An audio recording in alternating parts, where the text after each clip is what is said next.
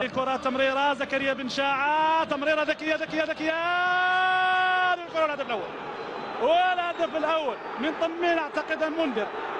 الدقيقة الرابعة. شوف زكريا بن شاعة يستلم هذه الكرة، التوغل التسديد، لا مجموعة من اللاعبين، مجموعة من اللاعبين كبري في المكان المناسب، يروض يسدد يسجل يعدل.